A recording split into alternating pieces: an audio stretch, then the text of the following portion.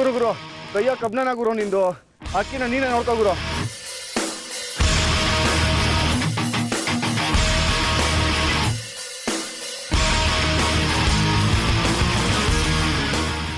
Thank you so much. ನೀವಿವತ್ತು correct ಟೈಮಿಗೆ ಬರ್ದೇ ಹೋಗಿದ್ದಿದ್ರೆ ನನ್ನ ಲೈಫೇ ಫಿನಿಶ್ ಆಗಿಬಿಡೋದು. Thanks once again. ಏ ಲೂಸು, ಇವ್ರ ಹತ್ರ ಹೆಂಗೆ ಸಿಕ್ಕಾಕೊಂಡೆ? ಇಷ್ಟು ದಿನ ಕಾರಲ್ಲಿ ತಾನೇ ಓಡಾಡ್ತಿದ್ದೆ. ಹೌದು, ಆದರೆ ಇವತ್ತು ನನ್ನ ಕಾರ್ ಕೆಟ್ಟೋಗ್ಬಿಟ್ಟಿತ್ತು. ಅದಕ್ಕೆ ಆಟೋದಲ್ಲಿ ಫ್ರೆಂಡ್ ಮನೆಗೆ ಹೋಗಿ ಬರ್ತಾ ಇರುವಾಗ ದಾರಿ ಮಧ್ಯ ಹೀಗಾಗೋಯ್ತು. ನಿನ್ನ ಫೇಸು, ನಿನ್ನ ವಯಸ್ಸು, ನೀನು ಹಾಕಿರೋ ಡ್ರೆಸ್ ಎಲ್ಲ ನೋಡಿದ್ರೆ ಎಂಥವನಿಗಾರು ತಲೆ ಕೆಡುತ್ತೆ. ಸರಿ, ಅವರೆಲ್ಲ ಹೋದ್ರಲ್ಲ, ಇನ್ನೊಂದು ಆಟೋ ತಗೊಂಡು ಮನೆಗೆ ಹೋಗು. ಅಯ್ಯೋ, ಬೇರೆ ಆಟೋದವರು ಇದೇ ರೀತಿ ಮಾಡಿಬಿಟ್ರೆ? ಏ ಲೂಸು, ಯಾರೋ 2-3 ಜನ ಕೀಚಕರಾಗಿದ್ರೆ ಇಡೀ ಆಟೋದವರೆಲ್ಲ ಕೌರವರಾಗಿರಲ್ಲ. ಇವತ್ತಿಗೆ ಬೆಂಗಳೂರು ತಕ್ಕಮಟ್ಟಿಗೆ ಸೇಫ್ ಆಗಿರೋದು ನಮ್ಮ ಆಟೋ ಅಂಟಮ್ಮಂದ್ರಿಂದಾನೆ. ಆದರೂ ಇವಾಗ ನಡೆದ ಇನ್ಸಿಡೆಂಟಿಂದ ನಾನು ಇನ್ನೂ ಆಚೆ ಬಂದಿಲ್ಲ. So please, if you don't mind, ನೀವೇ ನನ್ನ ಮನೆಗೆ ಡ್ರಾಪ್ ಮಾಡ್ತೀರಾ? ರೀ, ನೀವ್ ಯಾರು ಅಂತ ನಂಗೆ ಗೊತ್ತಿಲ್ಲ. ನಿಮ್ನ ಹೆಂಗ್ರಿ ಡ್ರಾಪ್ ಮಾಡ್ಲಿ ನಾನು? ಅಯ್ಯೋ, ನೀವು ಡ್ರಾಪ್ ಮಾಡಿ ಸರ್, ಆಮೇಲೆ ನಿಮ್ಗೆ ಎಲ್ಲ ಗೊತ್ತಾಗತ್ತೆ. ಅಕಸ್ಮಾತ್ ನೀವೇನಾದ್ರೂ ಡ್ರಾಪ್ ಮಾಡಿಲ್ಲ ಅಂದ್ರೆ ಆ ರೌಡಿಗಳು ಮತ್ತೆ ನನ್ನ ಹತ್ರ ಬಂದು. ಏ ನಿಲ್ಸು ನಿನ್ ಇಮ್ಯಾಜಿನೇಷನ್ನ. ನೀನ್ ಬಿಟ್ರೆ ಬಾಯೆಲ್ಲ ಡಡಿ ಪಿಕ್ಚರ್ ತೋರಿಸ್ತೀಯ. ಸರಿ, ಬಂದ್ ಕೂತ್ಕೋ. Thank you sir. It's been said and done. Every beautiful thought's been already sung. And I guess right now here's another one. Thank you sir. ರೇ, ಸರ್ಗೆರೆ ಅಂತ ಕರಿಬೇಡ್ರಿ ನನ್ನ. ಮತ್ತೆ ಏನಂತ ಕರೀಲಿ? ಆದಿತ್ಯ ಅಂತ ಕರೀರಿ.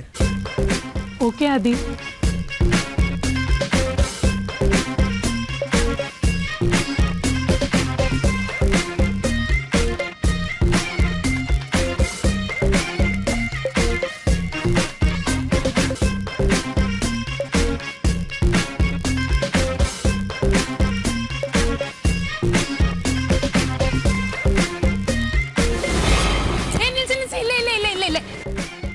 ಪರವಾಗಿಲ್ಲ ಕಣ್ರಿ, ನಿಮ್ಗೆ ಇವ್ರನ್ನ ಗಲ್ಲಿನೋ ಗೊತ್ತು. ಇವರು ಆದಿತ್ಯ ಅಂತ. ಸಲಾಮ್ ಅಲೈಕುಂ. ವಾಲೇಕುಂ ಸಲಾಂ ಭಾಯ್. ನಿಮ್ದು ಗಾಡಿಗೆ ಪಂಚರ್ ಆಗಿದ್ದಾರೆ, ನಮಗೆ ನೋಡ್ತಾರೆ. ಅಯ್ಯೋ, ನಮ್ದಕ್ಕೆ ಏನೂ ಆಗಿಲ್ಲ, ಇವ್ರಿಗೆ ಕಾರಿಗೆ ಪಂಚರ್ ಆಗಿರೋದು. ಅರೆ ಬೇಟಾ, ಎಷ್ಟು ಸಾರಿ ಹೇಳಿದ್ದೇನೆ ನೀನು ಸ್ಟೆಪ್ ಇಟ್ಕೊಂಡು ಓಡಾಡು ಅಂತ. ನಮ್ದು ಮಾತೆ ಕೇಳಲ್ಲ ನೀನು. ಇನ್ಮೇಲೆ ನನಗೆ ಸ್ಟೆಪ್ನಿ ಪ್ರಾಬ್ಲಮ್ ಇರಲ್ಲ ಅಬ್ಬಾಜಾನ್. It's been said. ऐसा ही क्या? खुदा भलाई करेगा.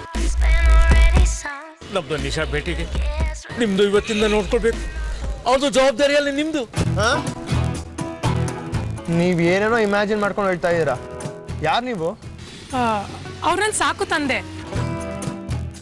ಓ, ಈ ಮದುವೆಗೆ ಶೋಭನ್ ಒಪ್ಸೋ ಸ್ವಲ್ಪ ಕಷ್ಟನೇ. ಆದ್ರೂ ಪರವಾಗಿಲ್ಲ, ಇವ್ರಿಗೋಸ್ಕರ ಸ್ವಲ್ಪ ರಿಸ್ಕ್ ತಗೊಂತೀನಿ. ಇವ್ರಿಗೆ ಯಾವಾಗ್ಲೂ ನಂದು ನನ್ನ ಮಕ್ಕಳದ ಯೋಚನೆ. ಮಕ್ಕಳ? ನಿಮ್ಗೆ ಮದುವೆ ಆಗಿರೋ ವಿಷಯ ನಂಗೆ ಹೇಳಲೇ ಇಲ್ಲ. ಮದ್ವೆ ಆಗಿದ್ರೆ ತಾನೇ ಹೇಳೋದು. ಮತ್ತೆ ಮಕ್ಕಳು? ಅದು ಹೇಗೋ ಆಯ್ತು. ಅಂದ್ರೆ ಅದನ್ನೆಲ್ಲ ಆಮೇಲೆ ಹೇಳ್ತೀನಿ. ಹೊರಡನ್ವಾ ಅಬ್ಬಾಜಾನ್, ನಾವು ಹೋಗಿ ಬರ್ತೀವಿ. ಒಂದು ನಿಮಿಷ ಬಾಬಿಟಿ. ಎಲ್ಲೋ ರಾಂಗ್ ಕನೆಕ್ಷನ್ ಆದಂಗಿದೆಯಲ್ಲ ಗುರು. ಆದಷ್ಟು ಬೇಗ ಇಲ್ಲಿಂದ ಕಳ್ಸ್ಕೋಬೇಕು. ಇಲ್ಲ ಅಂದ್ರೆ ನನ್ನ ಫ್ಯೂಚರು, ನಮ್ಮ ಆರ್ತಿ ಟೀಚರ್ ಫ್ಯೂಚರು ಫುಲ್ ಟ್ರಾಜಿಡಿನೇ. ಹೋಗಿ ಬರ್ತೀನಿ ಅಬ್ಬಾಜಾನ್, ಬಾಯ್. ಹೊರಡನ್ವಾ?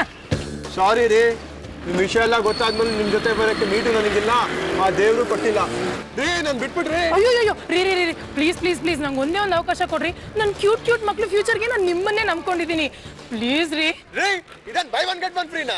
ನಿಮ್ಮ ಮಕ್ಳು ಫ್ಯೂಚರ್ಗೋಸ್ಕರ ನನ್ನ ಪ್ರಶ್ನೆ ನಾನು ಮಾಡ್ಕೊಳ್ಳ. ಹೋಗ್ರಿ ಪ್ಲೀಸ್ ರೀ, ನೀವು ಒಂದ್ಸಲ ಬಂದು ನನ್ನ ಮಕ್ಳನ್ನ ನೋಡಿ. ನಿಮ್ಗೆ ಇಷ್ಟ ಆದ್ರೆ ನನ್ನ ಜೊತೆ ಇರೋಕೆ ಒಪ್ಕೊಳ್ಳಿ. ಇಲ್ಲ ಅಂದ್ರೆ ನನ್ನ ದೇವ್ರನ್ನ ನಂಬ್ಕೊಂಡು ಇದ್ಬಿಡ್ತೀನಿ. ಏನಪ್ಪ ಮಾಡಲಿ ಈಗ?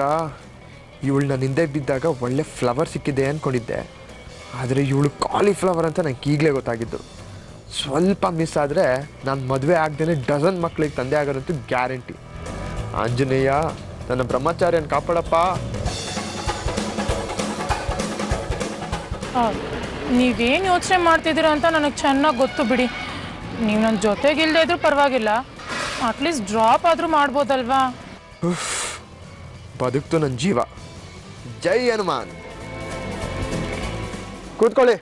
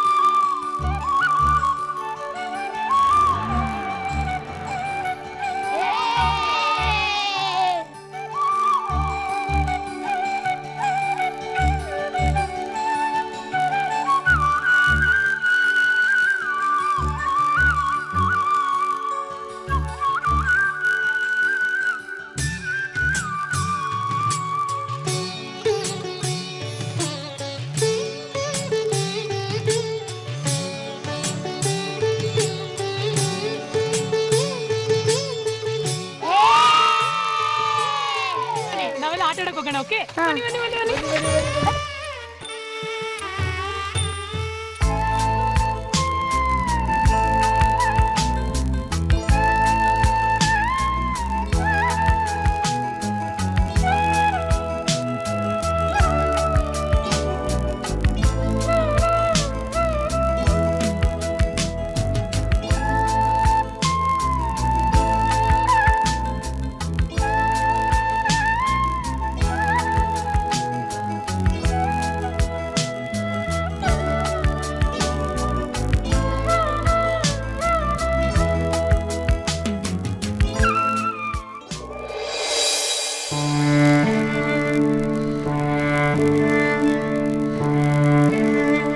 ಸಾರಿ. It's okay. ಈ ಮಕ್ಕಳೆಲ್ಲ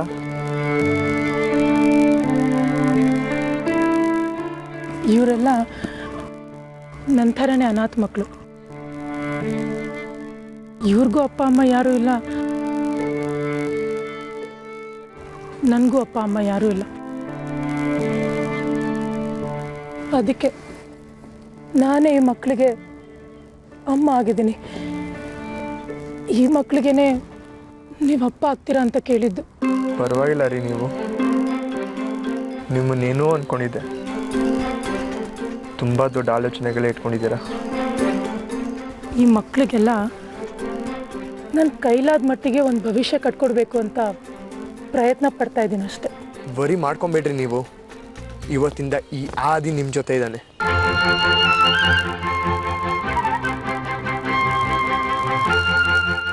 ನಾವಿಬ್ರು ಸೇರ್ಕೊಂಡು ಇದನ್ನ ಮೇಂಟೈನ್ ಮಾಡೋಣ. ನಿಮಗೆ ನಾನು ಸಾಥ್ ಕೊಡ್ತೀನಿ ರೀ.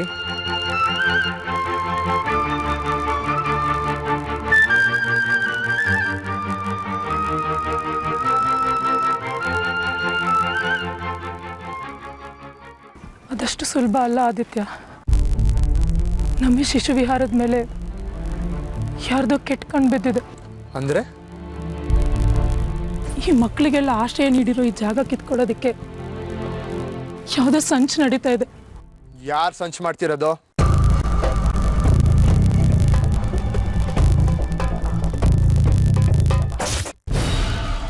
ಯಾವಾಗ ಖಾಲಿ ಮಾಡ್ತೀಯ ಜಾಗನ? ಇಲ್ಲ, ಯಾವುದೇ ಕಾರಣಕ್ಕೂ ನಾನು ಈ ಜಾಗ ಬಿಟ್ಕೊಡಲ್ಲ. ಇನ್ನೂ ಚಿಕ್ಕ ವಯಸ್ಸು ನಿಂದು, ನೋಡೋಕ್ ಚೆನ್ನಾಗಿದ್ಯಾ. ಎಲ್ಲ ರೀತಿನಲ್ಲೂ ನಿನಗೆ ಸೂಟ್ ಆಗೋಂಥ ಹುಡುಗನ್ ನೋಡಿ ಮದುವೆ ಆಗು. ನಿಂದೆ ಅಂತ ಮಕ್ಕಳಾಗ್ತವೆ. ಆಗ ಯಾವ ವಿಷಯಕ್ಕೆ ಯಾರ ಜೊತೆ ಬೇಕಾದ್ರೂ ಯುದ್ಧ ಮಾಡು. ಅದಕ್ಕೊಂದು ಅರ್ಥ ಇರುತ್ತೆ. ಅದನ್ನ ಬಿಟ್ಟು ಕಂಡ್ ಮಕ್ಳಿಗೋಸ್ಕರ ಕರ್ಣೆ ತೋರ್ಸಕ್ ಹೋಗಿ ನಿನಗ್ ನೀನೇ ಕೊನೆಗಲ್ಲ ತಂದ್ಕೋಬೇಡ.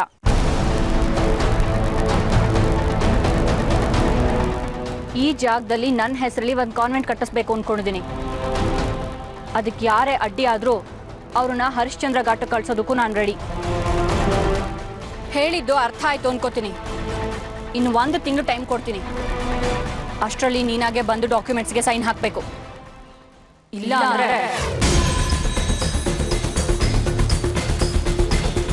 ನಿಮ್ಮ ಮಕ್ಕಳು ಡೆತ್ ಸರ್ಟಿಫಿಕೇಟ್ಗೆ ನೀನು ಸೈನ್ ಹಾಕಬೇಕಾಗತ್ತೆ.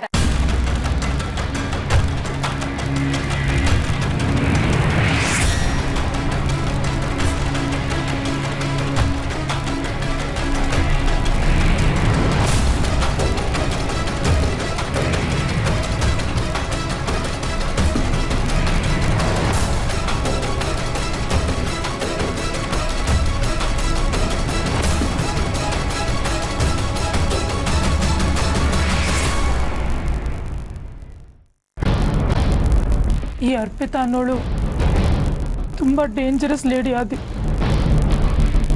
ಅವಳಿಂದ ಹೇಗೆ ತಪ್ಪಿಸ್ಕೊಳ್ಳೋದು ಅಂತಾನೆ ಗೊತ್ತಾಗ್ತಿಲ್ಲ. ಆಕ್ಚುಲಿ ಈ ಅರ್ಪಿತಾ ಅಂದ್ರೆ ಯಾರು? MLA ಸೂರ್ಯ ಅವ್ರಿಗೆ ತುಂಬ ಬೇಕಾದವ್ರಂತೆ.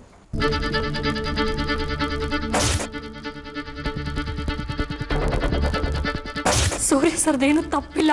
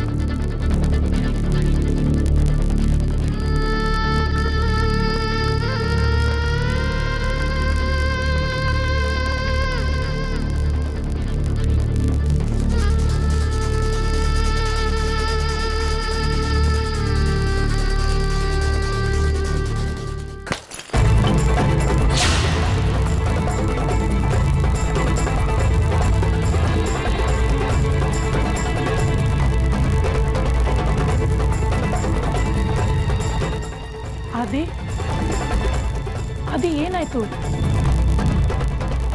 ಶಿಶುವೀರ ತಂಟೆಗೆ ಯಾರೇ ಬಂದ್ರು ನಾನ್ ಬಿಡಲ್ಲ. ಅವ್ರು ಎಷ್ಟೇ ದೊಡ್ಡ ವ್ಯಕ್ತಿ ಆಗಿರ್ಲಿ, I don't care.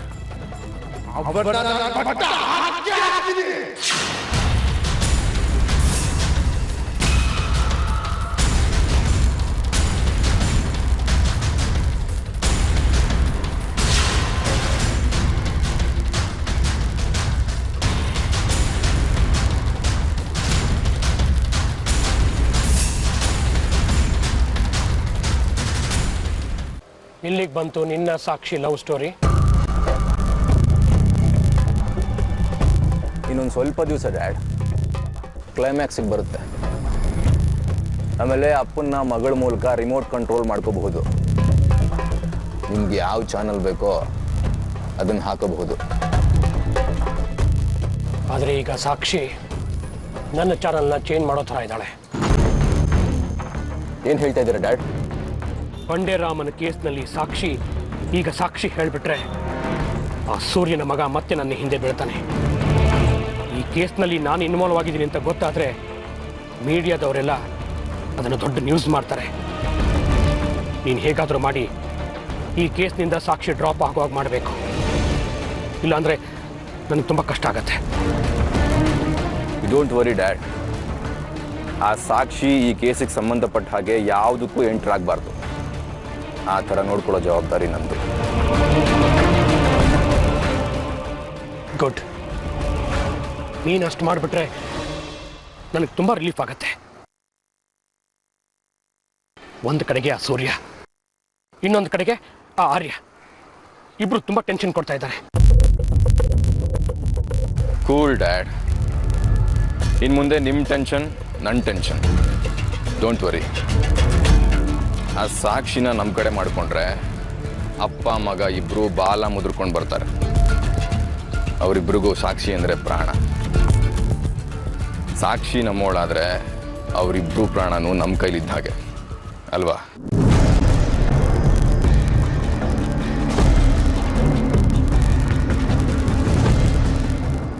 Good, very good.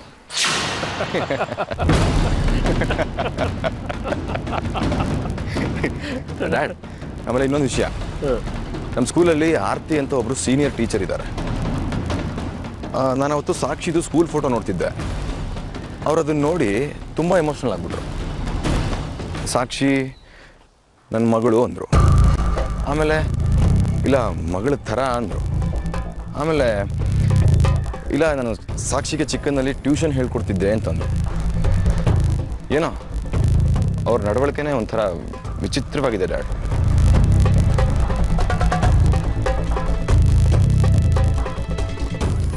ಯಾವ ಟ್ಯೂಷನ್ ಟೀಚರು ತನ್ನ ಸ್ಟೂಡೆಂಟನ್ನು ನೆನೆಸ್ಕೊಂಡು ಕಣ್ಣೀರು ಹಾಕಲ್ಲ. ಈ ಸಾಕ್ಷಿ ನೋಡಿದ್ರೆ ತನ್ನ ತಾಯಿ ತನ್ನ ಬಿಟ್ಟು ಹೋಗಿ 20 ವರ್ಷ ಆಯಿತು ಅಂತಿರ್ತಾರೆ. ಈ ಸಾಕ್ಷಿಗೂ ಆ ಆರ್ತಿ ಟೀಚರ್ಗೂ ಆ MLA ಸೂರ್ಯ ಅವ್ರಿಗೂ ಏನೋ ಒಂದು ಲಿಂಕ್ ಇದೆ ಡ್ಯಾಡ್.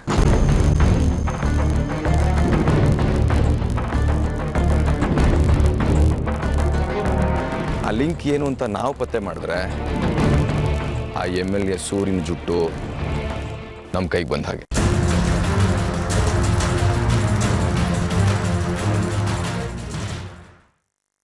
ಆರ್ಯ, ಆ ಆ್ಯಸಿಡ್ ಹಾಕಿದ ರೌಡಿ ವಿಚಾರಣೆ ಏನಾಯ್ತು?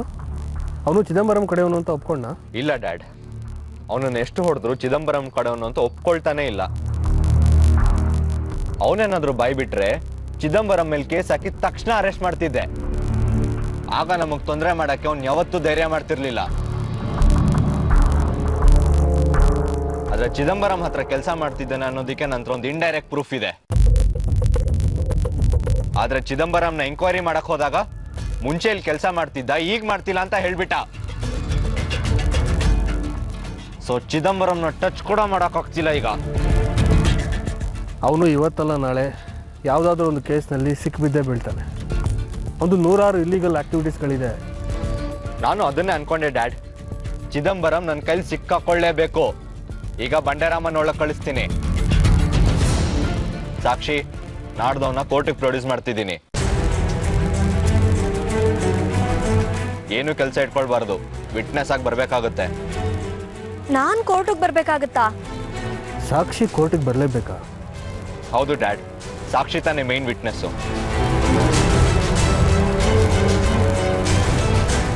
ಸಾಕ್ಷಿ ನನ್ನ ಮೇಲೆ ಆಸಿಡ್ ಹಾಕಕ್ಕೆ ಪ್ರಯತ್ನ ಪಟ್ಟ ಅಂತ ಸ್ಟೇಟ್ಮೆಂಟ್ ಕೊಟ್ರೇನೆ ಕೇಸ್ ನಿಲ್ಲೋದು.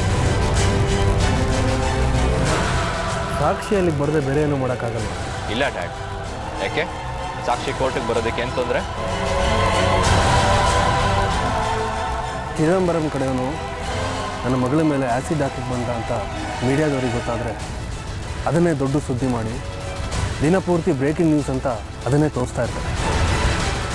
ಅದರಿಂದ ಸಾಕ್ಷಿ ಭವಿಷ್ಯಕ್ಕೆ ತೊಂದರೆ ಆಗುತ್ತೆ. ಹಾಗಾಗಿ ಅವಳು ಕೋರ್ಟಿಗೆ ಬರೋದು ಬೇಡ. Dad please understand. ಸಾಕ್ಷಿ ಕೋರ್ಟಿಗೆ ಬರಲಿಲ್ಲ ಅಂದರೆ ಬಂಡೆರಾಮಂಗೆ ಶಿಕ್ಷೆ ಕೊಡ್ಸೋಕ್ಕಾಗಲ್ಲ. ಐ ನೋ, ಆದರೆ ಸಾಕ್ಷಿನ ಕಳಿಸೋದಕ್ಕೆ ನನ್ನ ಮನಸ್ಸು ಒಪ್ತಾ ಇಲ್ಲ ಕಣೋ. ನೀವೊಬ್ಬರು ಪೊಲಿಟಿಷಿಯನ್ ಆಗಿ ಹೀಗೆ ಇಮೋಷನಲ್ ಆಗಿ ಯೋಚನೆ ಮಾಡೋದು ತಪ್ಪು ಡ್ಯಾಡ್. ನೋಡು ಆರ್ಯ, ಸಾಕ್ಷಿಗೆ ನಾನು ಮೊದಲು ತಂದೆ, ಆಮೇಲೆ ಪೊಲಿಟಿಷಿಯನ್. ಹೌದು ಆರ್ಯ, ನಿಮ್ಮ ತಂದೆ ಹೇಳ್ತಿರೋದು ನಿಜ ಅಂತ ನನಗೂ ಅನ್ನಿಸ್ತಿದೆ.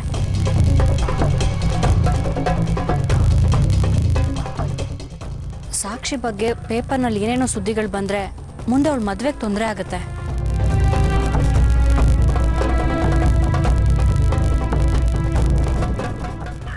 ಸಾರಿ ಬ್ರದರ್, ಇದೊಂದು ವಿಷಯದಲ್ಲಿ ನಾನು ಹೆಲ್ಪ್ಲೆಸ್.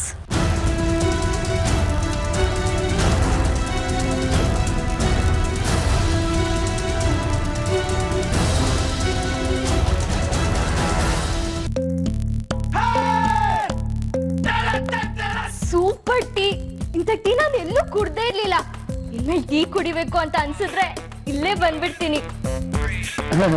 ಅದಕ್ಕೇನು madam, thank you thank you thank you.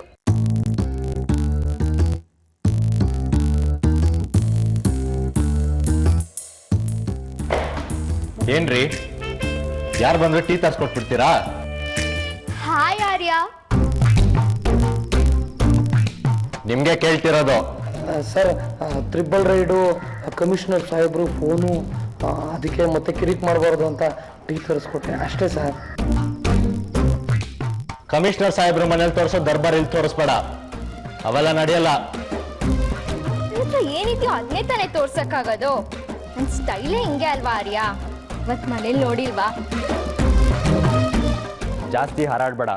ಅವತ್ತೇ ಕಮಿಷನರ್ ಸಾಹೇಬ್ರಿಗೆ ನಿನ್ನ ವಿಷಯ ಹೇಳಿದಿದ್ರೆ ತಕ್ಷಣ ಕೆಲಸದಿಂದ ತೆಗೆದು ಆಚೆ ಆಗ್ತಿದ್ರು.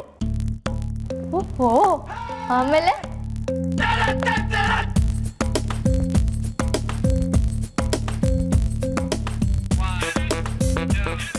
ನೋಡು, ಏನೋ ಬಡವ್ರ ಮನೆ ಹುಡುಗಿ ಮನೆ ಕೆಲಸ ಮಾಡ್ಕೊಂಡು ಓದ್ತಿದ್ದಾಳೆ ಅಂತ ಸುಮ್ಮನೆ ಬಿಟ್ಟಿದ್ದೀನಿ ಅಷ್ಟೇ. ನೋಡಿ ಮಿಸ್ಟರ್ ಆರ್ಯ, ನನ್ನನ್ನ ಕಮಿಷನರ್ ಮನೆ ಕೆಲಸದಿಂದ ತೆಗ್ದಾಕಕ್ಕೆ ನಿಮ್ಮಿಂದ ಅಲ್ಲ, ಕಮಿಷನರಿಂದನೂ ಸಾಧ್ಯ ಇಲ್ಲ. Got it? ನೀವೇನ್ರಿ ನನಗೆ ಹೆಲ್ಪ್ ಮಾಡೋದು? ಸುಮ್ಮನೆ ಎದ್ದೋಗಿ ಇಲ್ಲಿಂದ. ನನಗೆ ಹೆಲ್ಪ್ ಮಾಡ್ತಾರಂತೆ.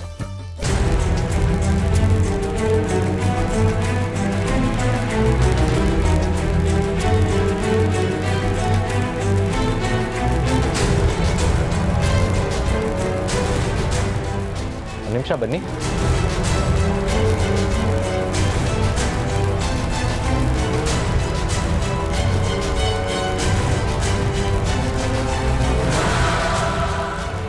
ಇವನನ್ನ ಚೆನ್ನಾಗಿ ನೋಡ್ಕೊ.